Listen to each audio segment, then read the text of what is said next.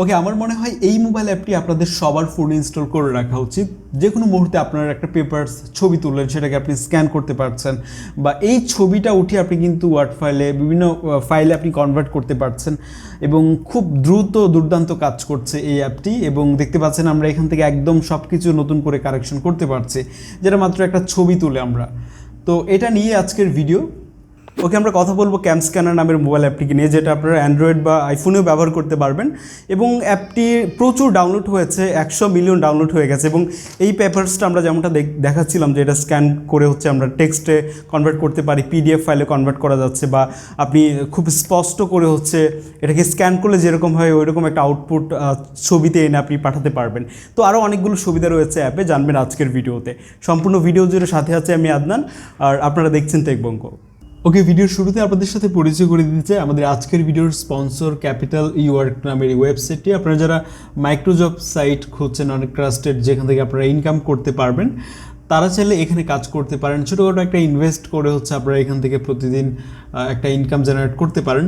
তবে এই সাইট সম্পর্কে বা এই মাইক্রোজব সাইটগুলোর সাথে কীভাবে কাজ করে বা কীভাবে এখান থেকে আর্ন করা যায় তা নিয়ে ডেডিকেটেড ভিডিও হয়েছে অনেক। আমি সেই ভিডিওটার লিঙ্ক ডেসক্রিপশন বক্সে দিয়ে দিব, আপনারা চাইলে সেই ভিডিওটা দেখে এখানে কাজ করতে পারেন।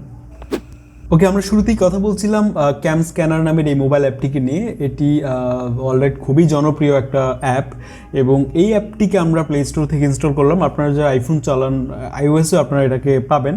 তো আমরা অ্যাপটিকে ওপেন করার পর স্মার্ট স্ক্যান বলে একটা অপশন দেখতে পাচ্ছি ঠিক প্রথমেই। এইটাই আমরা ব্যবহার করেছিলাম, যেমন আপনারা শুরুতে দেখলেন আমরা একটা পেপারস স্ক্যান করছিলাম। তো এটার মাধ্যমে হচ্ছে আপনি যে কোনো পেপারস হচ্ছে আপনি যে কোনো মুহূর্তে যে কোনো জায়গায় স্ক্যান করে হচ্ছে সেটাকে PDF ফাইল বলেন বা টেক্সটে কনভার্ট বলেন, বা স্ক্যান করলে একদম স্পষ্ট হয়ে যায় না, এরকম আপনি করতে পারবেন। অনেকগুলো আউটপুট আপনি এটাতে দিতে পারবেন।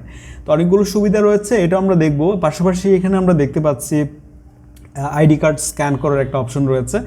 দেখা যায় অনেক সময় আমাদের আইডি কার্ড বা পাসপোর্টের ছবিটা আসলে তুলে আমাদেরকে ইনস্ট্যান্ট পাঠাতে হয় কোথাও, তখন আমরা চাইলে এই অ্যাপটাকে চাইলে ব্যবহার করতে পারি। খুবই দুর্দান্ত কাজ করছে এই জায়গাটা আমার কাছে মনে হচ্ছে। তো এছাড়াও আমরা এখানে আরেকটা অপশন দেখতে পাচ্ছি, ইনহ্যান্স করার। এখানে আমরা ক্লিক করার পর আমাদের কোনো ডকুমেন্টস বা পেপারস হতে পারে যেটা খুবই অস্পষ্ট, বা ছবিও হতে পারে, এগুলো আমরা এখান থেকে ইনহ্যান্স করে নিতে পারি, ক্লিয়ার করে নিতে পারি অনেকটা। তো ছবিগুলোকে ইম্পোর্ট করে আপনি এটা ইজিলি করে নিতে পারেন। আর এছাড়াও কিন্তু এখানে আরও অপশন রয়েছে, যেমন আমরা যেটা ছবি তুললাম, স্ক্যান করলাম এটাকে আমরা এখান থেকে টেক্সটগুলো কপি করতে পারি, বা সিগনেচার অ্যাড করতে পারি, বা ওয়ার্ড ফাইলে আমরা কনভার্ট করতে পারি। এটা অনেকের প্রয়োজন হবে। তো আমরা যদি এখানে ক্লিক করি তাহলে এটা কনভার্ট হবে, এটা কিন্তু ওয়ার্ড ফাইলে কনভার্ট হয়ে যাবে। এখানে আমরা ক্লিক করলে একটা বিজ্ঞাপন চলে আসবে, এই বিজ্ঞাপনটা দেখে হচ্ছে আমরা এটাকে কনভার্ট করতে পারছি ওয়ার্ড ফাইলে। তো আমরা বিজ্ঞাপনটা দেখা শেষ হয়ে গেলে আমরা দেখাচ্ছি আপনাকে খুব চমৎকার একটা আউটপুট আমরা এখানে পাচ্ছি। যেমন আমরা এখান থেকে কিন্তু এটাকে রিনিম করতে পারছি। নর্মালি আপনি যেভাবে আমরা এটাকে তৈরি করেছিলাম ঠিক ওই রকমই হয়ে গেছে, কিন্তু দেখতে পাচ্ছেন এখানে আপনার টেক্সটগুলোকে আপনি অ্যাড করতে পারছেন, কোথাও কারেকশন হলে সেটা করতে পারছেন, আর এখান থেকে এক্সপোর্ট করতে পারছেন। আর এখানে আরও অসংখ্য অপশন রয়েছে, এগুলো আশা করি আপনাদের অনেকের কাজে লাগবে। অনেকগুলো হচ্ছে ফ্রিতে ব্যবহার করা যাচ্ছে, অনেকগুলোতে হচ্ছে অ্যাড দেখতে হবে বা পারচেস করতে হবে। তবে অনেকগুলো যে বিশেষ কাজগুলো কিন্তু আপনি ফ্রিতে করতে পারছেন, যেমনটা দেখতে পাচ্ছি। তো এই ছিল আজকের ভিডিও, দেখা হবে খুব শীঘ্রই আপনাদের সাথে পরবর্তী ভিডিওতে। আর আমি আদনান হাসান এখানে যাচ্ছি। টেকবঙ্গ ফেসবুক গ্রুপে জয়েন করতে পারেন, আপনারা জানাতে পারেন সেখানে আপনাদের বিভিন্ন সমস্যা। তাহলে আমি আদনান হাসানে যাচ্ছি এখানে আজকে। আসসালামু আলাইকুম।